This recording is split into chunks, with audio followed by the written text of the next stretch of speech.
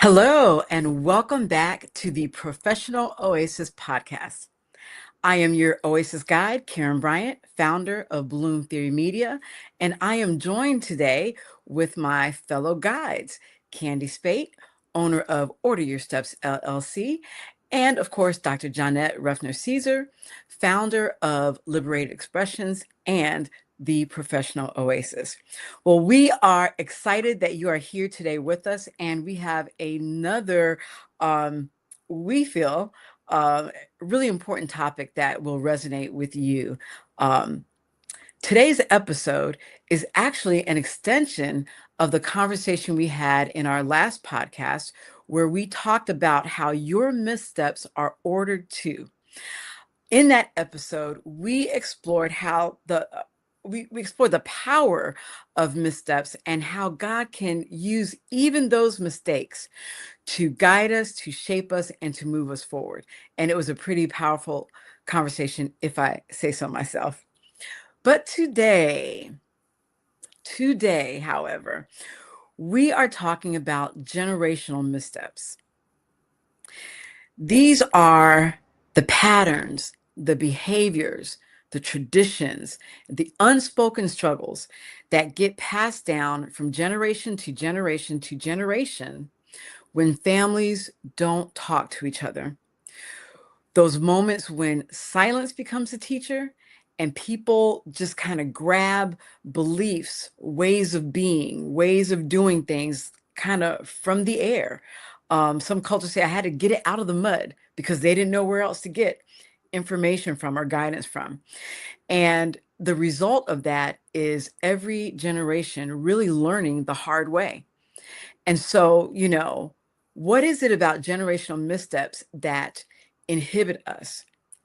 And how can we change that so that we can use these missteps as stepping stones so that the generations can leap ahead in all the ways that are important to us, right? So today's episode is called What Happens to Women When Families Don't Talk? I'm going to kick things over to Dr. Johnette. What do you think about that? What happens to women when families don't talk? Really messed up stuff. I hate to put it that way. God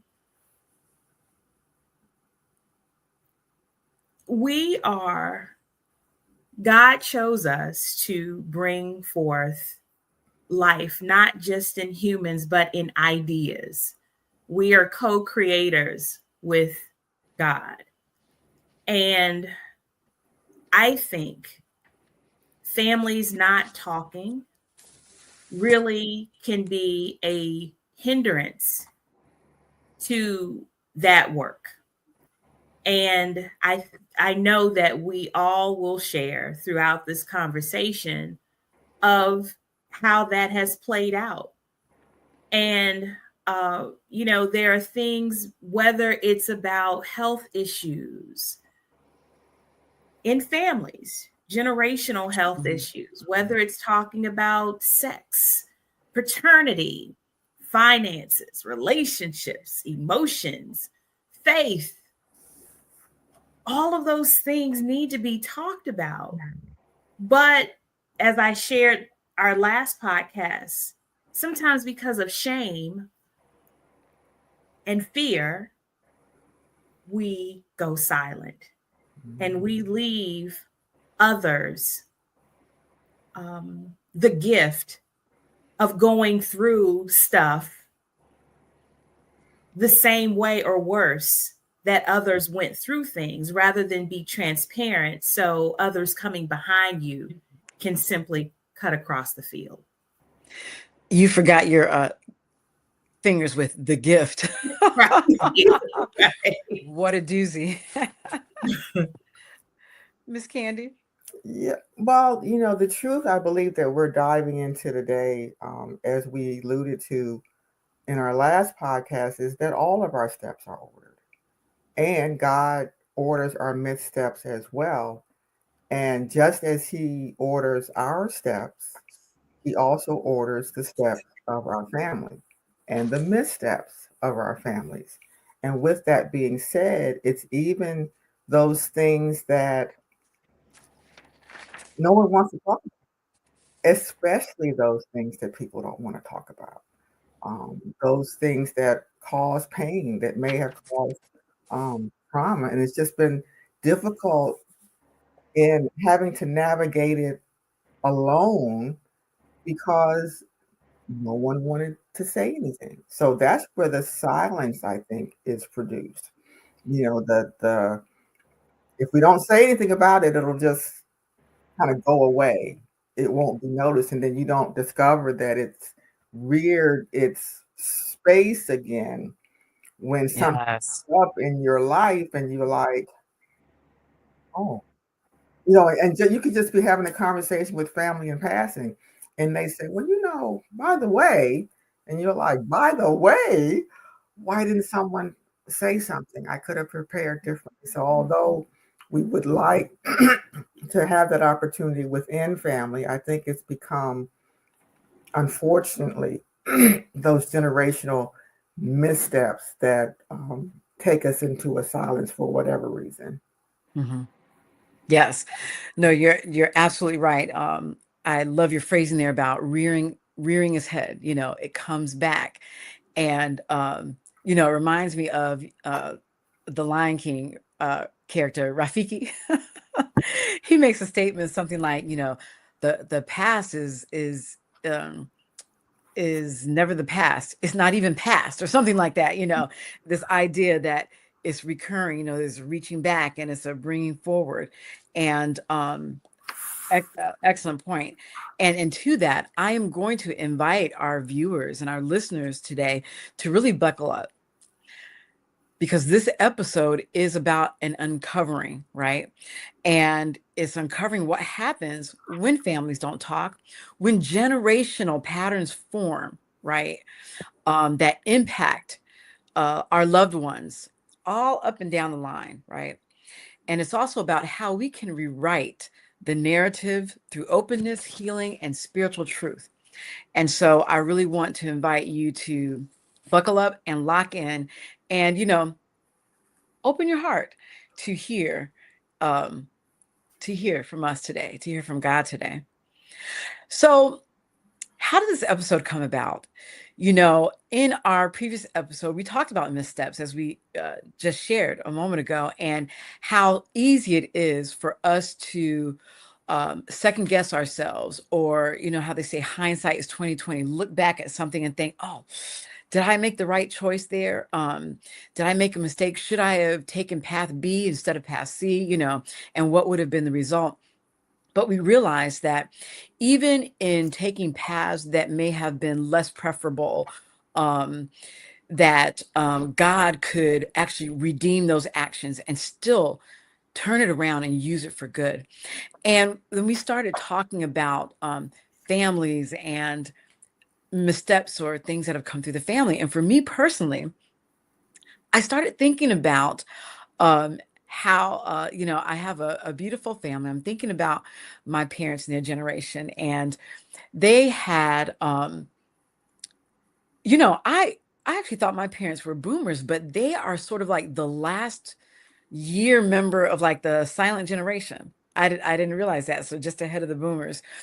And at a time, they were both born in the South, at a time where children are seen and not heard, and at a time where, there are all sorts of ways of doing and being, many of them wrought out of survival for all the reasons, in our country, Black family in the South, growing up during those times. Think about that, mid to late 40s, 50s. So think about what that had to be like. But with that, there were uh, 12 siblings, aunts and uncles on one side and 10 on the other side, right? So big families. In recent years, however, I have come into the knowledge of information about family members that blew my mind, right? And secrets, or open secrets, right? Things that have happened between family members that Nobody knows, but everybody knows, but nobody talks about it.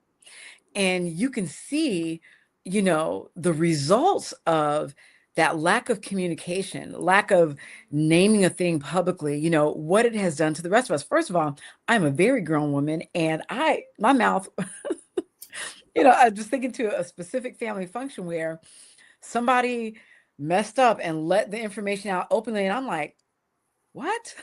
What?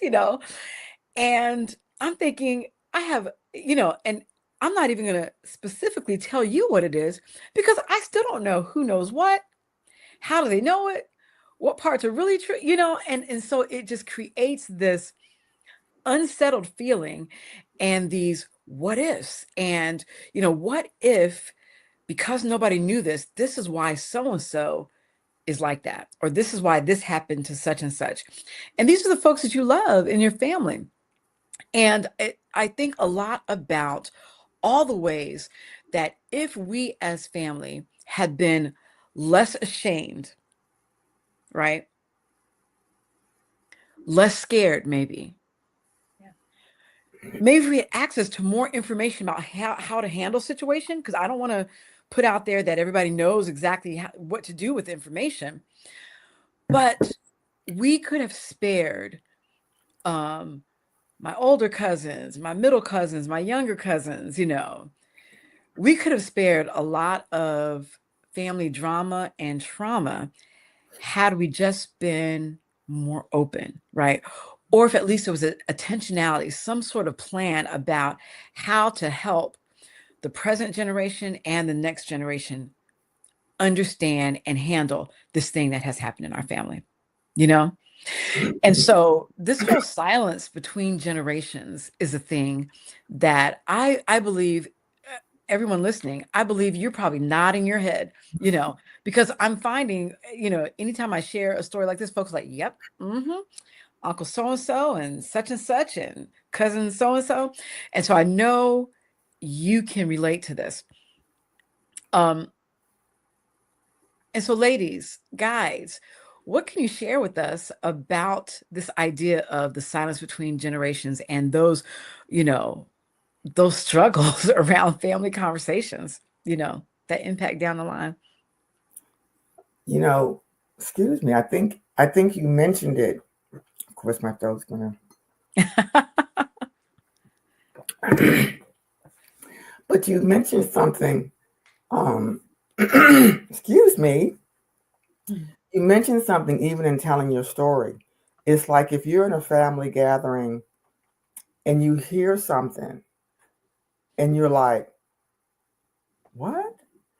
You feel like you're at a point where, can I ask the question? Can I pursue the conversation?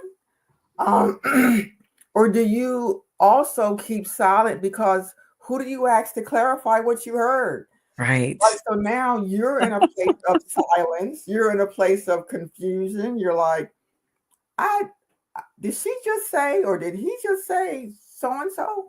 And so the silence continues. I mean, I can't think of one right offhand. I'm sure there are numerous, but it just sparks when you said that. You end up continuing that struggle of, because you never really get clarification of the story because someone still doesn't want to talk about it. So Right. that cycle continues, and it's up to us as we talk about it to break that cycle and have the courage to pursue the conversation, to find someone that's willing to say, I heard Uncle so-and-so had something or another. Can you kind of explain a little bit more about it? And once the story is disclosed, you start following the pattern, and it's like, oh, now I understand why the men in the family do X, or there's been this, again, this cycle of behavior that has continued because no one wanted to be the first one to address it. Yep. And to your point, in that moment, I think the person who allowed the secret to slide out was probably just speaking comfortably to an older member of my family who was also present in the room and didn't realize what they said, because I was like, what? And I said, and then I started to ask some questions and I kind of got squashed. It was kind of like, and the topic was shifted. I'm so angry. I'm like, why in the world would you say this in my presence? Yes. Good stuff. So I want to introduce to some and reintroduce to others something that I'd like to use as the foundation for this conversation as we move forward is the concept of Sankofa. Coming from Ghana's Akan people, Sankofa meaning to go back and fetch it, emphasizing that learning from the past to build a better future. We don't have to repeat the same mistakes. We do not. And so much like what you all have already shared, I too have stumbled, over the years, stumbled upon information. Really, I just assumed certain things only to realize, oh, that's not the case. And a big one is related to paternity. Who's who, that sort of thing, who's connected to whom. And there have been some really shocking revelations, like, really? That's this person's father? And whoa, wow. But I have to think about, I can't ignore when we talk about silence and the cultural need for silence, right? So as Black folk, we've had to be silent about a lot, and it was survival. And so maybe it helps someone to digest some of the dark secrets, to not just look at the secret, but to say, what else was going on? Was there a reason or a need to be silent? What was happening in that time? Maybe folks didn't just make this decision just to make this decision. There is a whole story that probably only the persons involved really know the true story and how it all unfolds. And so in these secrets coming out, yes, we are clutching our pearls by the reality of it, but to settle in that there's always a bigger picture. There's always something behind what happened. It isn't as black and white as it may seem. For me, a personal story that I've just started to talk about, not that folks didn't know in some capacity, was I didn't know, even though my mother and father grew up in the same community, just 2 doors down, I didn't really know the Ruffner side of my family. I didn't go to the family reunions. And again, there's a whole story behind that we won't get into today. But I didn't know them. And so fast forward from baby Johnette to 16-year-old Johnette at college, who encounters a charming young man, only to find out a couple of months later that this charming young man is actually a distant cousin, but not distant enough.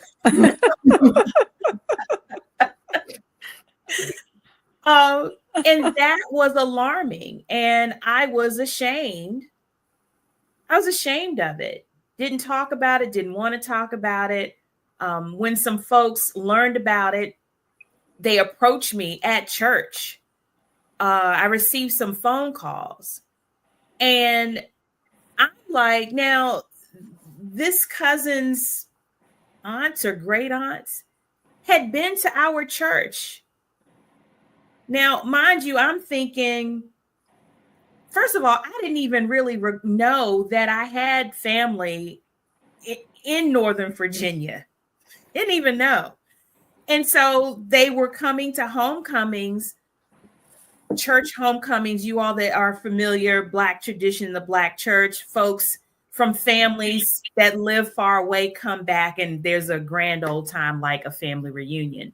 And so no one talked about it. And really, my dad, honestly, he didn't know a lot about his own family beyond the people within that community. And so, how was I to know? And so, for years, carrying shame, but I'm beginning to release that, because how would I know? Mm-hmm.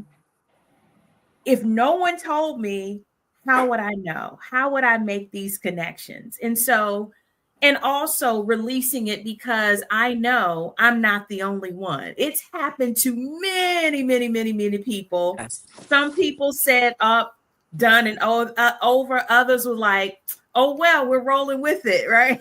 So, so it's important to really talk, have conversations, build community, let people know who they are and where they're coming from, so that these kinds of things don't happen. Absolutely. You know, I appreciate that framing with Sankofa, because when I was sharing the Rafiki reference, in my mind, I saw the image of the Sankofa bird Right. looking back, you know. It's a beautiful framing, because we have to practice being less afraid of the past, Mm-hmm. less afraid of past mistakes, less afraid of the unknown, and become a lot more curious with love, you know, and intentionality around the situations that have framed who we are as individuals and people, you know, meaning from our families. And you know, it's funny, because as you speak, I'm thinking about so many small examples. You know, we've got the big scandals, but they're also really small things. You know, that if I might offer one, as we continue to talk about the cost of silence, right, to help everyone enter this conversation, it could be something as small as there's a story about handing down recipes from generation to generation. And especially around the holiday time, we're in the holiday time now, where you tend to gather for big fancy meals, or at least a lot of food around, and you know, entertain people and family and extended folks and that sort of thing. And there was a tradition about cooking a ham, and everyone in the family that I could remember would get the ham and would cut off a significant portion of the ham, right? And then set about doing all the fixings and all of that. But nobody could explain why. Nobody could explain why that happened. Come to find out through more conversation is somebody way back when, the pan they had to cook the ham was a certain size. And so therefore, the ham they always had to trim the ham so that it could fit into the pan. Well, no big secret about the anatomy of the piece of ham that you have and how you have to cut it 3 ways this way to make sure. None of that. The pan was too small. I mean, that's it. No big mystery. So something that small, you know, in terms of generational silence or lack of communication. Here's why we do what we do. Impacted everybody down the line, you know. And so now you're just wasting resources, you know, for no reason. That's an example. Another example, a little more significant for me. I remember when I was going to college, senior in high school, and my parents really allowed me to select my college of choice, right? And in the end, I selected a PWI, primarily white institution, right, of higher learning, as opposed to what we would call HBCU, historically Black college or university, right?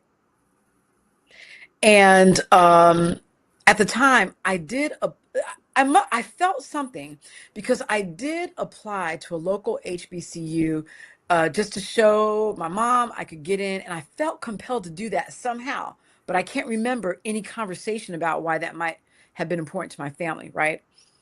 But a group of my friends, we were all going to this college up the way, it's about 2.5 hours away. And I was excited about that. And in the end, I selected that college and we went up for a visit for,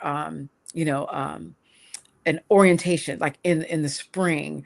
They had a spring fling that was geared towards the incoming first year students, right? So they can get a taste of university life. On our way back down this mountain, my mom was driving. She just quietly says, I had hoped that you would have chosen an HBCU. Huh? What? Had no, I'm going to say I had no clue. I didn't know, what she meant. And I said, you did? And I said, why? And she said, well, the school you chose is a good school, but I feel like traditionally these types of schools skim from the best and brightest of Black students from across the country and pull them so that our HBCUs, which have traditionally been the only institutions in our country that would, of higher learning, that would accept Black students, right, according to the policies that were set up in this country at the time. And so she felt like it was a sort of a siphoning away of talent. And when I tell you, we have never had that conversation. So what was I, 18? I was 18. Had never had that conversation.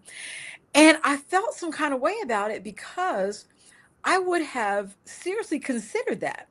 And more importantly, that conversation would have disrupted a narrative, an insidious narrative that was floating around those of us who were choosing to go to college at that time, that said that HBCUs were less than, that in order to get a good conversation, you had to go to a primarily white institution of higher learning, and all the reasons why HBCU bad, PWI good. And all those things were just made up, by whose account? Do you know what I mean? And so I had nothing to contrast that insidious narrative that was just swirling around my friend group. And who knows where we got that from, But had we had, as a family, intentional conversations, I would like to think that I would have seriously considered that, at least would have understood that what I was hearing were lies, right? And who knew how much that influenced where I decided to go, right? But now let's fast forward decades later.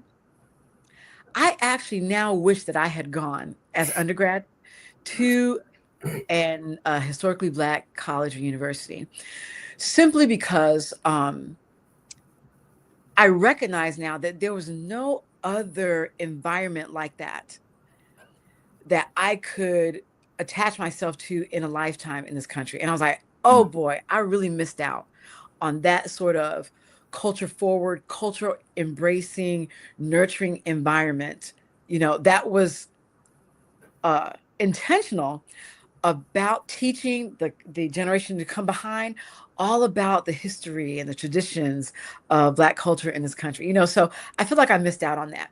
But that's another example of what happens in the silence, in between.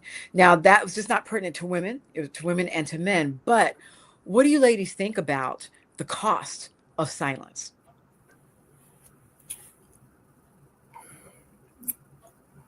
Anybody can take that. I think or let me say this. Let me say this. Let me refine that a little bit. Is there anything in your life that you can recall that you had to figure out on your own for lack of that transference of information? What was that? How did it turn out? How did it impact you? Yeah. So for me, it has been just kind of exploring the world. And what I mean by that, there's a lot as a first generation college student I had to just navigate. I had two cousins who went before me, And they gave feedback as best they could. I'm trying to find a major and all of that good stuff. And I drew a lot from them as it relates to that process. But life overall, even how to ride. Now, mind you, I come from a small town, but I would visit them. They lived in various places in DC, Northern Virginia, and they taught me how to ride the metro.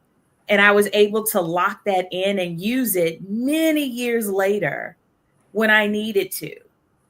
I watched them navigate, and this isn't a cost, but it could have been a cost. I'll say it that way.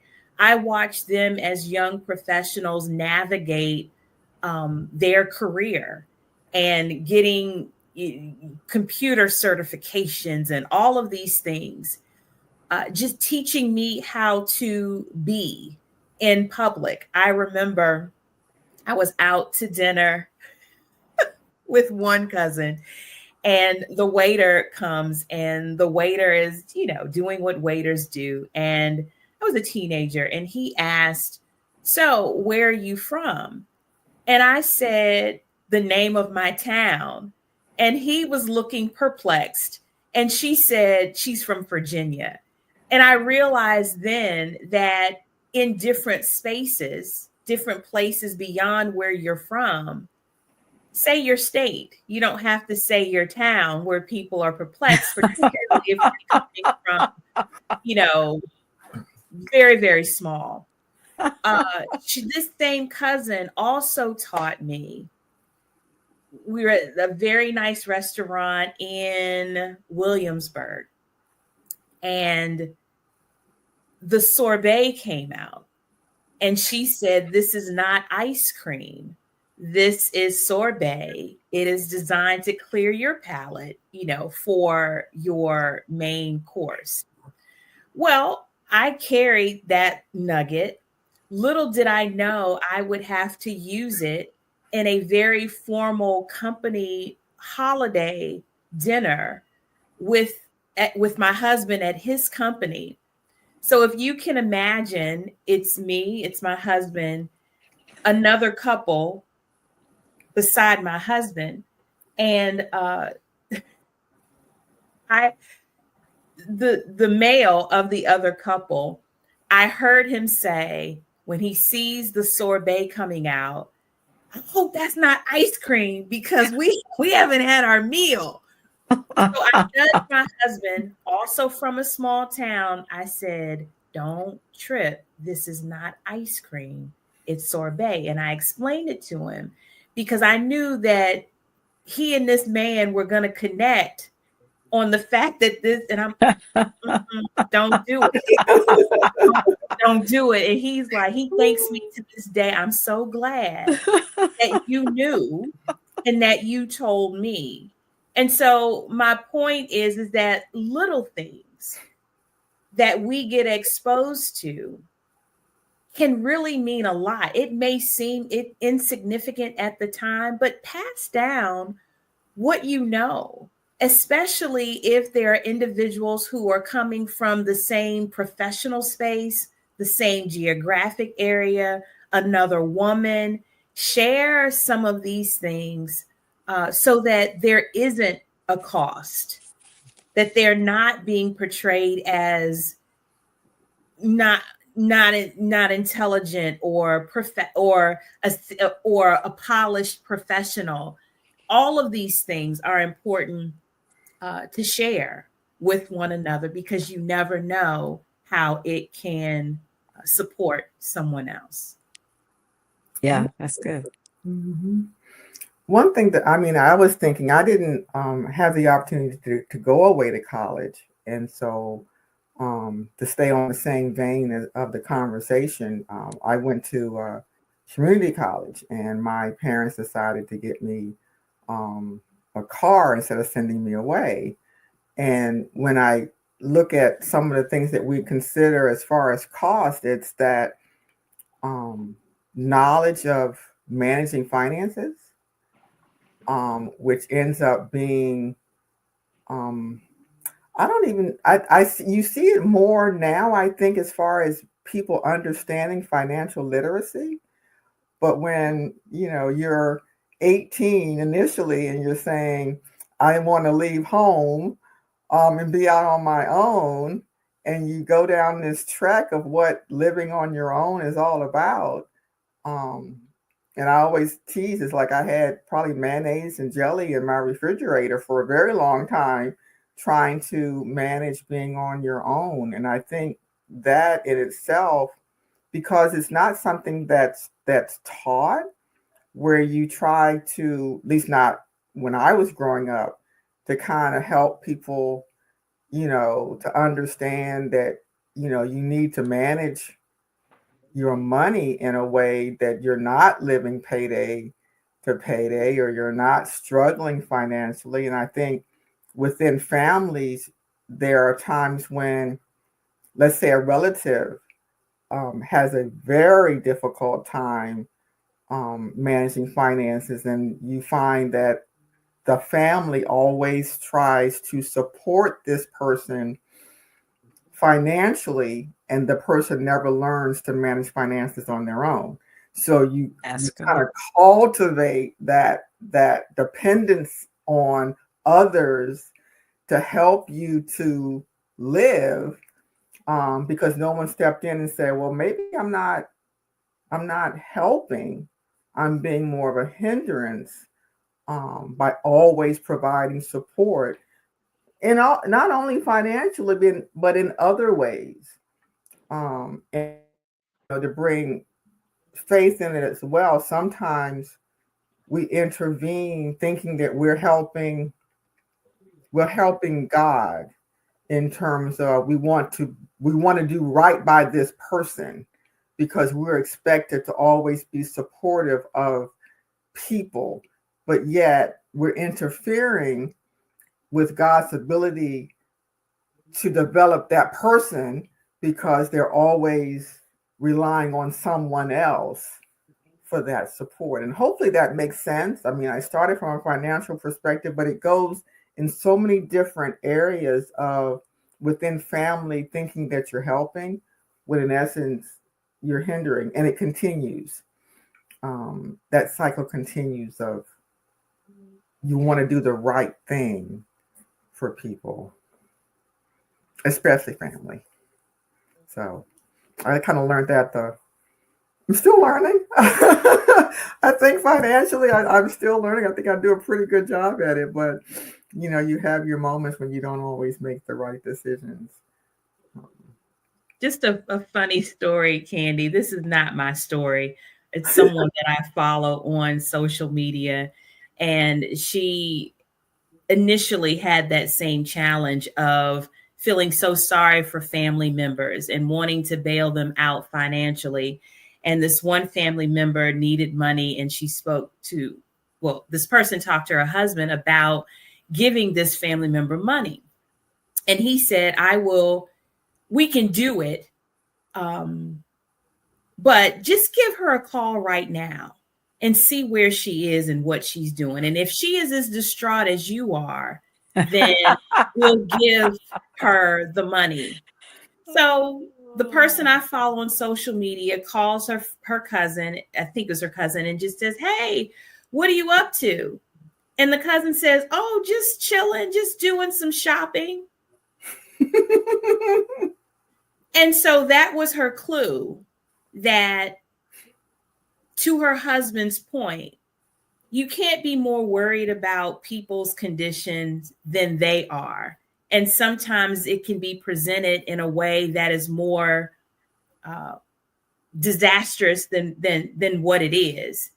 And just being mindful, as you said, Candy, that when we step in, it doesn't give room for God to help that person to grow and go through whatever they're going through, because we are present to save the day. And so I know I've been there and other family members have been there, but I just thought that was a great story to really kind of frame that concept. Yeah, that's good. What speaking about normalizing generational patterns, right?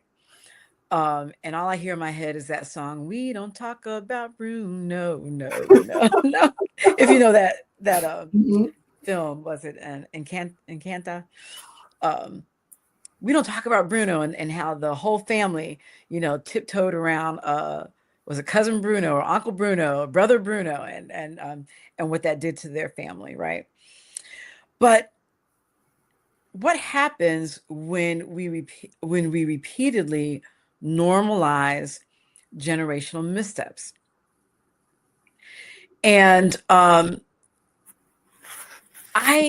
thinking about, I when I review our episodes and I think about what I bring, and I realize that, my area of expertise in the Professional Oasis is connection, community building connections, right?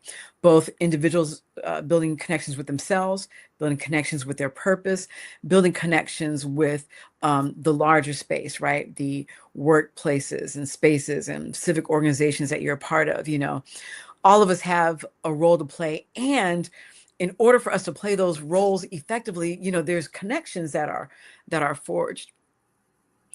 And one has been on my mind, I'm going to say for a lot of years, a lot of recent years, but it's simply because of my love for people, my love of history, and the blessing it is to be alive in general, but then also alive at a time to be able to look back and see how cyclical historical events occur, in our country and in our world. And it's really helping me to better frame my sense of self and who I am and that sort of thing. And because of that blessing to be alive at this age and to be able to now see those decades of patterns, one thing I notice about missteps, generational patterns that have been missteps,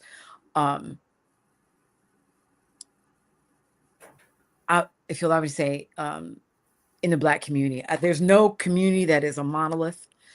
But I think you understand when I say in the Black community and in our particular country, again, with this country's legacy of enslavement and oppression, right? So, I mean, again, that's just truth. We're not going to make anything up on this podcast, right? I think about the way that elder generations have communicated to younger generations in the Black community about who they are and how they should be in this country, right? So you've heard those phrases of driving while Black, or this happened to me because of the color of my skin, right? And those phrases have always bothered me. I understood why they were used, but the onus of those phrases is on sort of the victim of what's happening on the other side of that, right? I was pulled over because I was driving while Black, as if a Black person driving is wrong. You understand how I'm saying that? Or I was discriminated against because of the color of my skin, as if the color of your skin is wrong, right? So I think in these instances, now we understand that it's that racism, oppression, very real thing. And even though race is a social construct, like people literally made it up, we understand that racism is very real, like the outgrowth of it.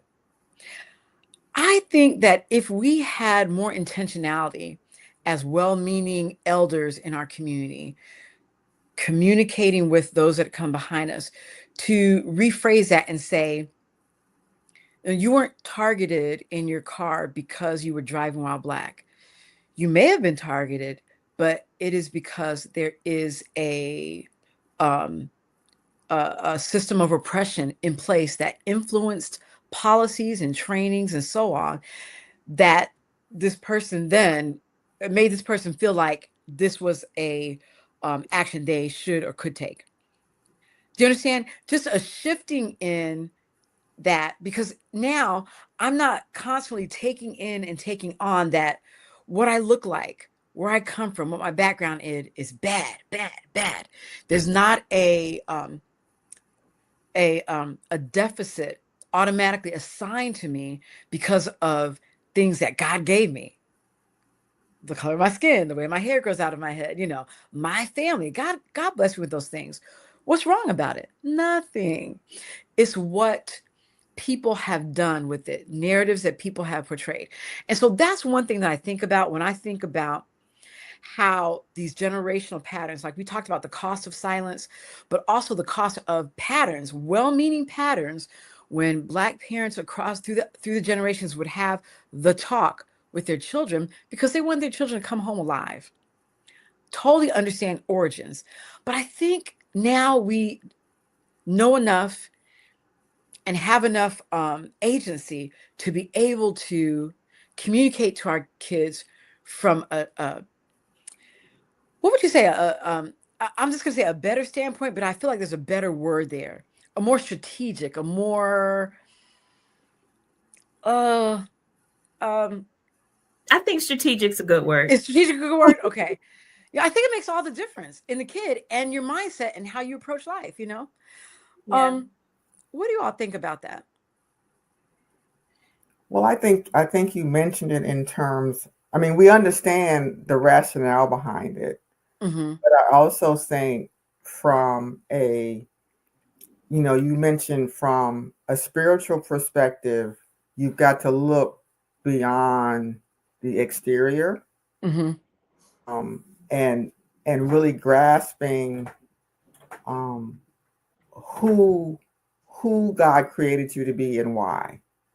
And if you use that as a basis for who you are, those other things are things that will have an impact, but your focus is, I am God's creation. My Mm-hmm.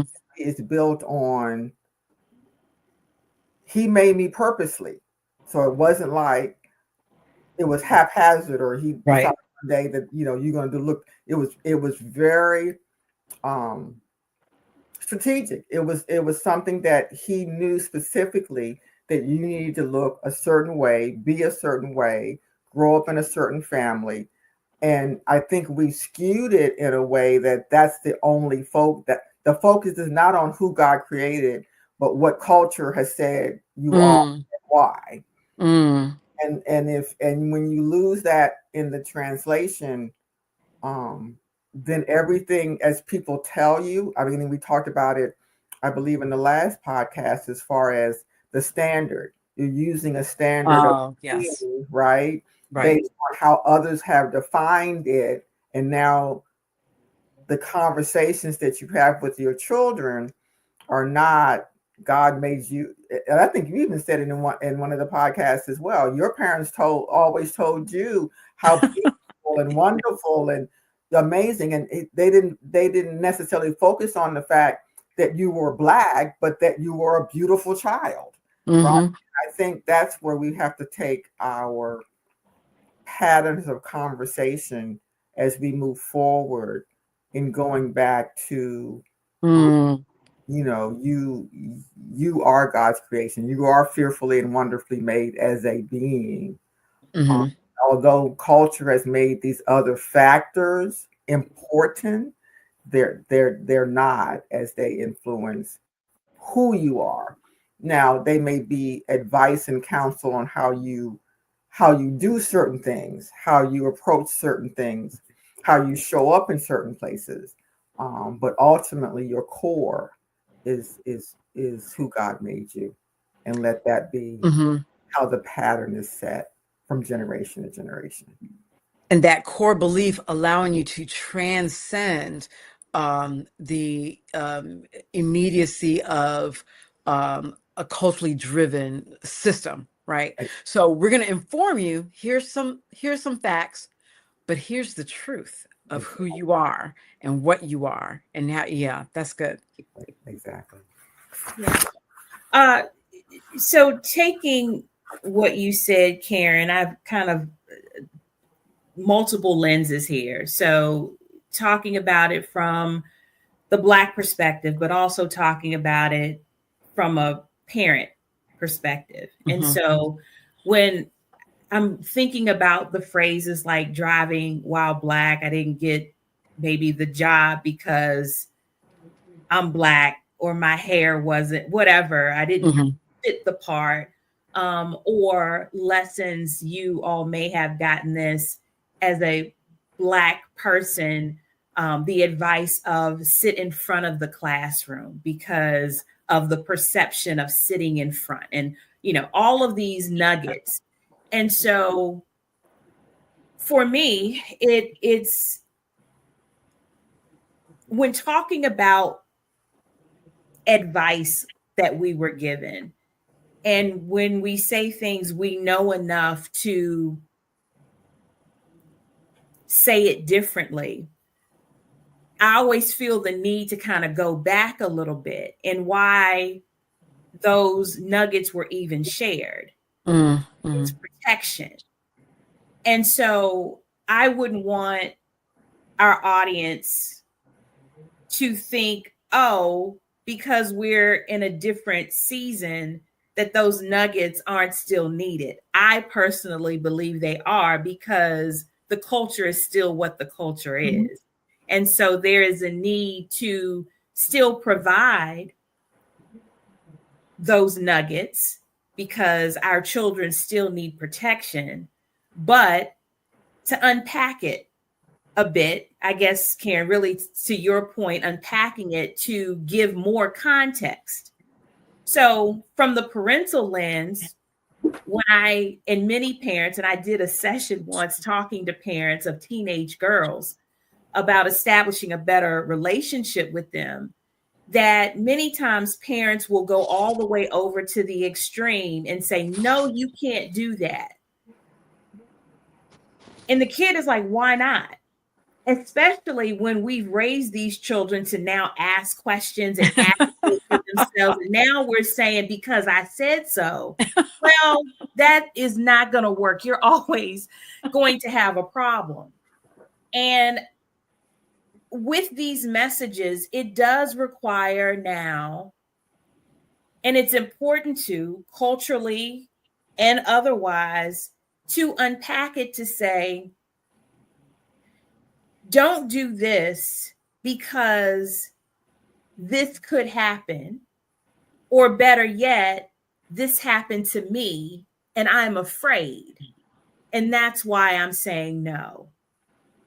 That's why I'm concerned about you doing X, Y, and Z, because here's the story. But as parents, we just say no, not wanting to admit the fear that serves as the foundation for that instruction to that child.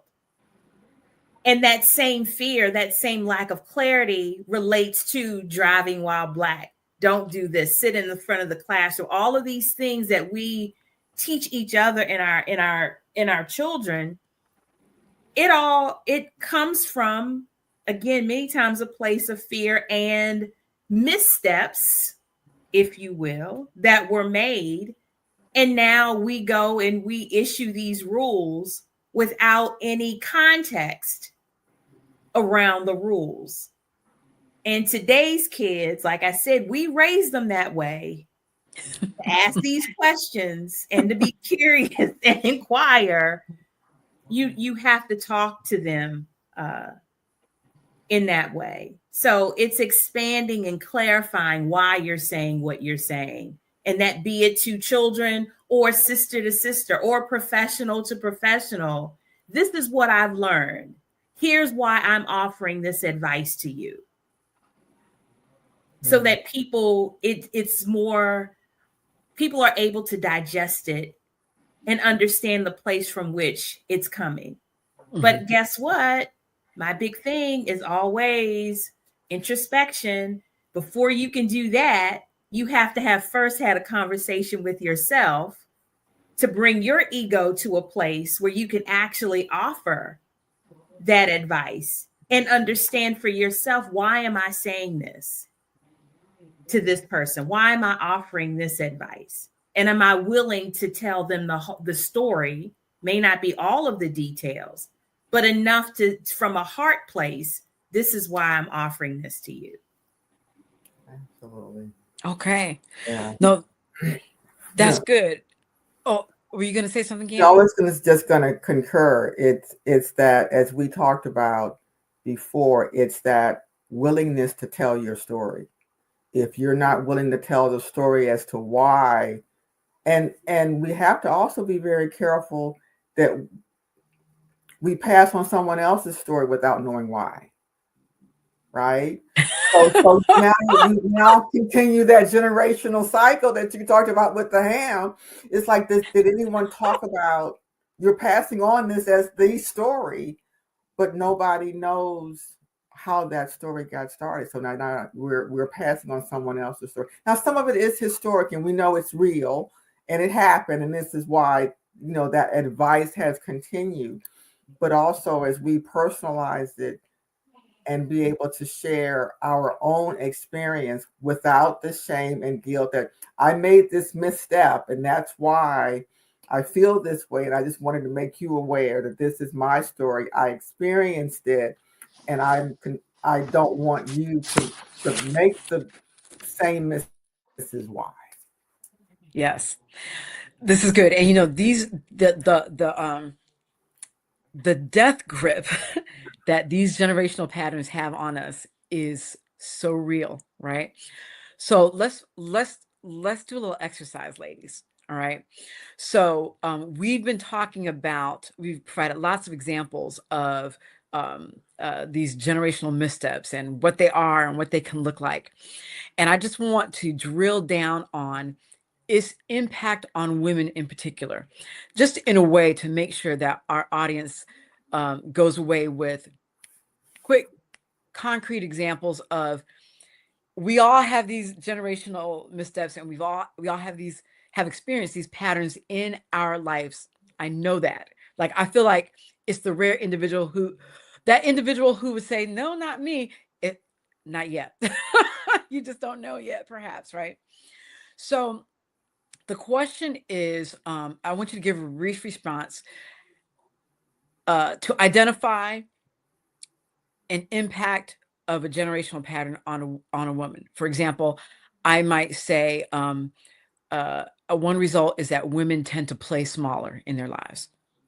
That could be an impact or the result of a generational pattern or misstep handed down.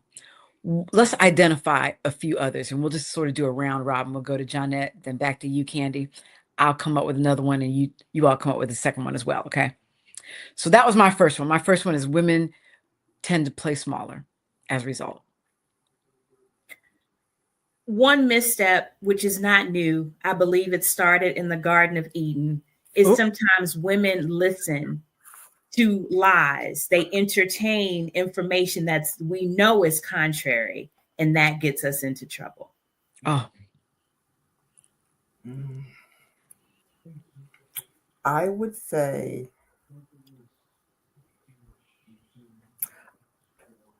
I lean towards the fact that it's playing small, but also as a result, what comes to mind is a personal experience that I've had with relationships, that I find myself drawn to those that are interested in me.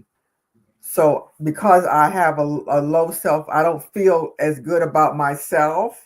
I'm drawn to that person that may find me, or I think finds me more attractive. So I'm drawn to those persons versus standing on my own merit, and then I'm not as quickly influenced by someone else's attention. Does that make sense? It does, because I was actually going to use that as my next example. That's good. That's good. So another way that women are impacted by this lack of intentional communication from one generation to the next, and the patterns of missteps,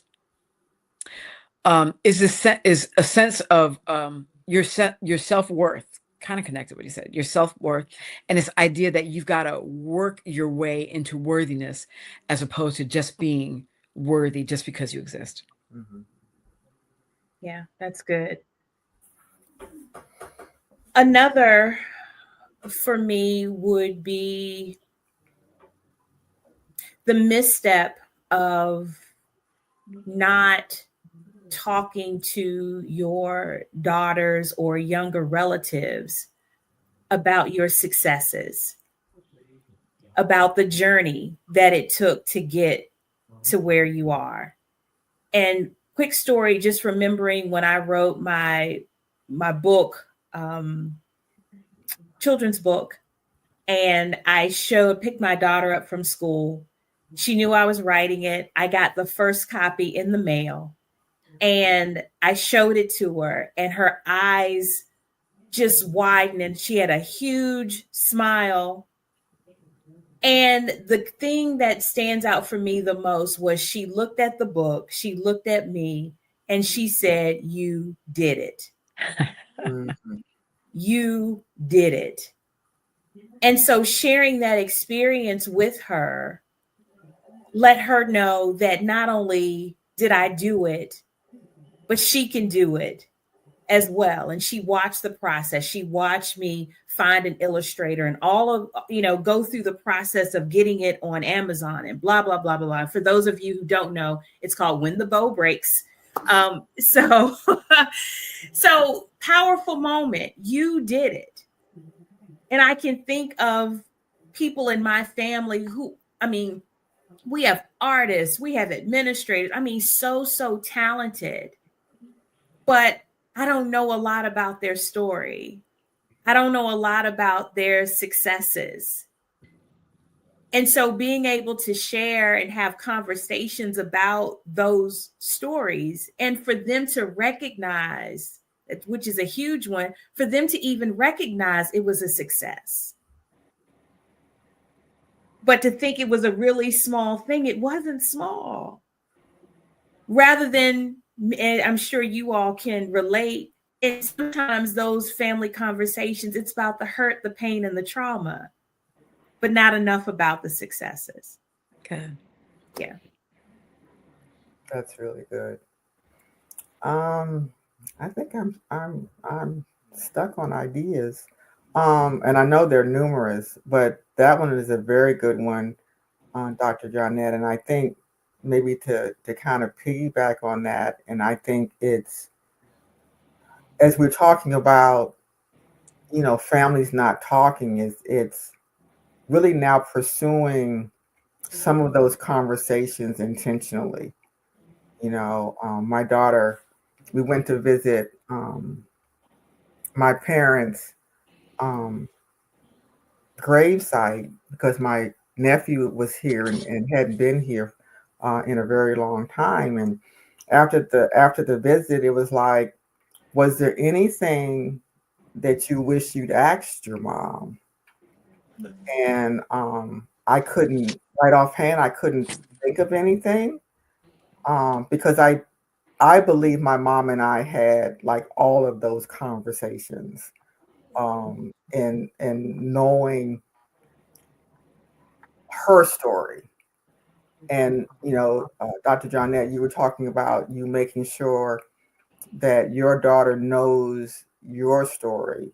And I think as an outcome of this conversation, just think about, do you know some of the stories?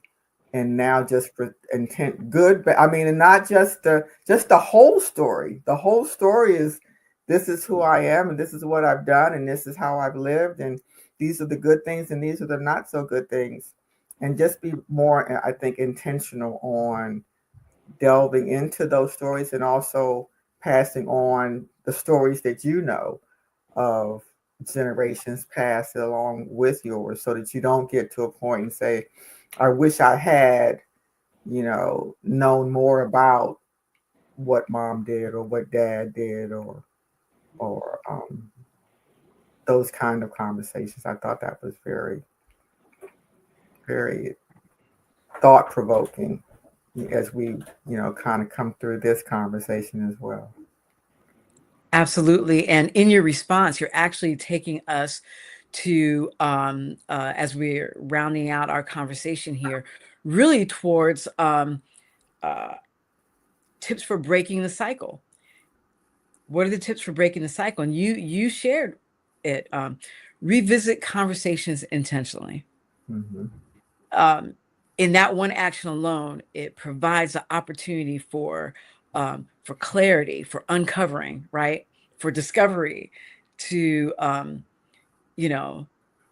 building a space where patterns can be disruptive if they need to be disrupted, right?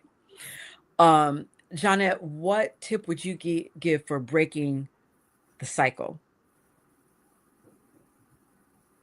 Start with yourself first. There's no way that you can have intentional conversations if you haven't first had the conversation with yourself.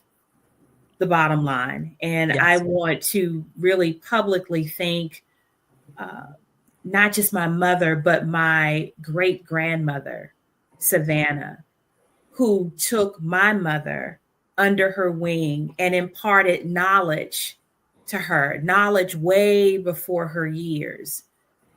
My mother didn't know what to do with all of it as a little girl, but turns out that was knowledge that she could share with me, but just the practice of conversing. And what my mother taught me was, you can tell me anything. I am a safe space for you.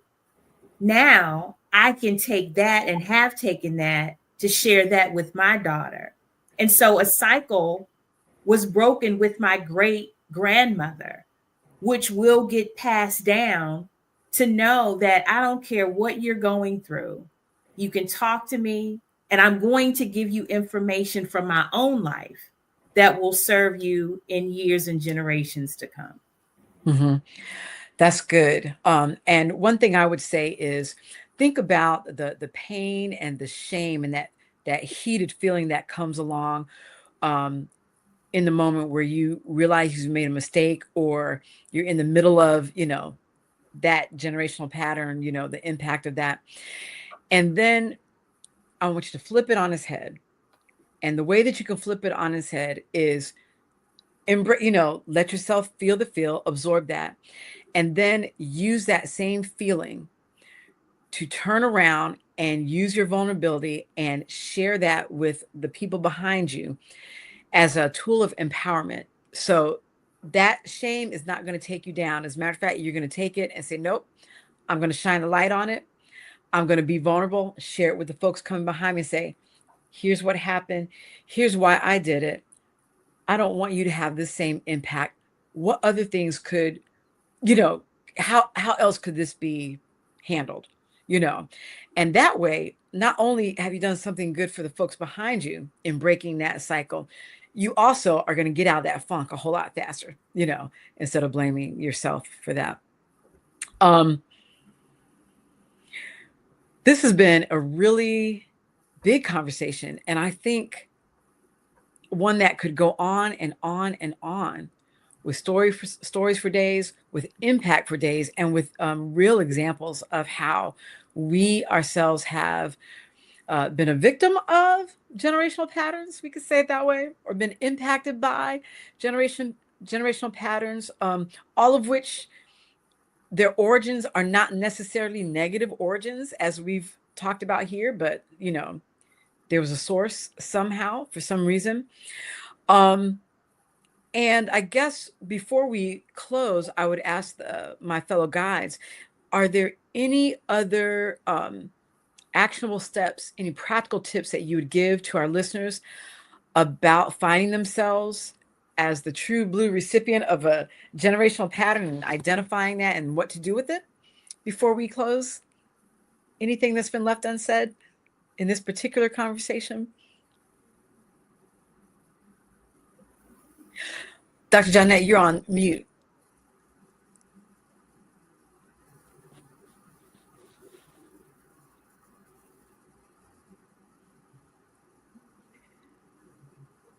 Sorry about that. I think understanding that this journey is not just about us. life is not about us. It's not even designed to be.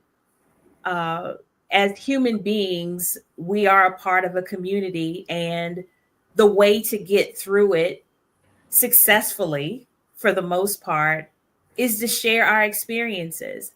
I don't think we go through things for nothing. They are designed to be shared with other people. Yes, there are some things that we are not happy about, not proud of. But to your point, Karen, sharing them, getting to a place where we can share them with others helps us to get through that yucky part of whatever we did. And for us to be okay, understanding, why did I make that decision? And maybe there's always a reason why. Right. But to be able to heal from that, to let that stuff go. I mean, it's time out. It's time to let those things go. We've carried it for too long, and it's serving us no good whatsoever. And it's impacting how we show up as in our relationships. And I don't mean just personal ones, I mean professionally as well. And guess what? It can even show up in your relationship with God. Absolutely. Even with God. And so as we go into another year, free yourself, free your mind, and the rest will follow. Okay, In Vogue. Right. I can't say I have anything to add, but I think the key is let the healing begin. Let the healing Let begin. the healing begin. I think Dr. Absolutely. Johnette said it. Some of us have had those instances that we don't even want to tell God about it. Hey. And so when you get over yourself and you understand that God knows it anyway, there are no secrets from Him, that you let the healing begin. Absolutely. And with that, listen, we want you to know that missteps, generational missteps, yours or your family's, do not disqualify you. You are not disqualified. And we want to encourage you to allow these missteps, to allow your ability to identify these generational patterns to become a doorway for healing and for wholeness, right? We want to thank you so much for listening in with us on the Professional Oasis broadcast. Not broadcast, but podcast, which is broadcast out to you all for your edification and for your information. I really want to invite you to share and reflect on this podcast. And if you'll take a look in the upper left-hand corner of your screen, there's the QR code there. If you would like to join in the conversation, and that ongoing conversation that we have within the Professional Oasis is for leaders, powerhouse women like you, women who are moving and shaking, making it do what it do, as we say, but you are wearing many hats, fulfilling multiple roles. You are gifted, you are talented, and you understand that community is where sort of all those roles matter and none of them matter at the same time, because it's a space where you can take your hat off, where you can commune with other like-minded women and understand that you are the oasis and the peace you seek is within you. And together, we come together in spaces just like this to celebrate, acknowledge, and to be in community with one another. You can also take a look at episodes 1 and 2. If you missed them, this is our third podcast, and become a part of the ongoing conversation. Give us some feedback, engage, let us know what you're thinking. We are here for you. And again, we count it a privilege to be able to come into your space and to grab your listening attention, even for a short while in your week. God bless you, and we'll see you next time on the Professional Oasis. Take care.